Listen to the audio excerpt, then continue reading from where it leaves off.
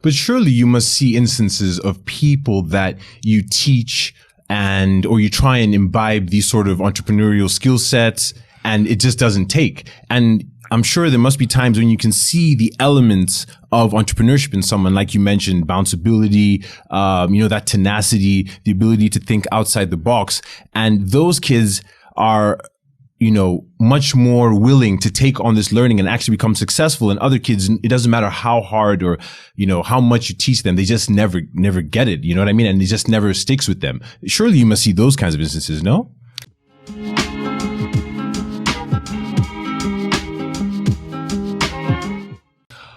We do, but then we need to really qualify what we mean by an entrepreneur or a successful entrepreneur, because lots of colleagues of mine who are successful entrepreneurs are not that alpha male who can go on stage and dazzle the audience and is got this energy behind them. They're just hardworking, smart business people that have a passion for something or found a skill that really gets them going, and they've become successful. So it's interesting when so most people that have this conversation around whether or not entrepreneurs are born or made, and they'll say, oh, well, it's just this thing within me, or you can see it in that person. The question I always ask is, when did that happen? So that thing, that X factor, that trait that you see in this entrepreneur, none of us actually know when that influence happened, because we say they were born with it, but you weren't there when they were born. So how do you know? No one's done any genetic tests. No one's run any DNA scans to unlock, okay, well, this is the entrepreneurial gene. So we know if we cross-reference that with all of these successful people, that we now know that they were born, right? There's an entrepreneur who's got an app called Devi Coach. And I was in an incubator with her just last year with Bethnal Green Ventures, shout out to them.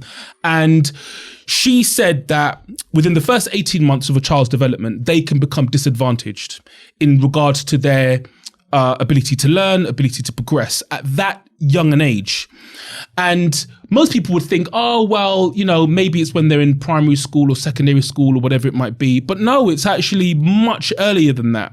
And so there are sociological, physiological, psychological, environmental factors that can impact the development of a child, right? So all of those things are super random. Now, a child could be in a deprived area, but they can have a really hardworking parent, and that child will pick up on all of that. They could be in a really affluent area, but have parents who are, maybe sitting on wealth and they're not really that active. So they pick up on that trait too.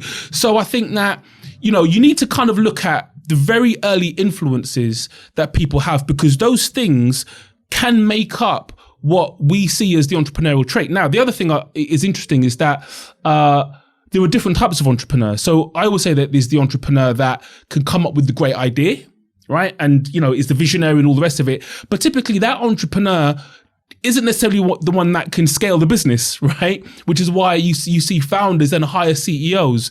So I think that, once we qualify what type of entrepreneur we're talking about, it'll give us a better insight into why we think they are born or made.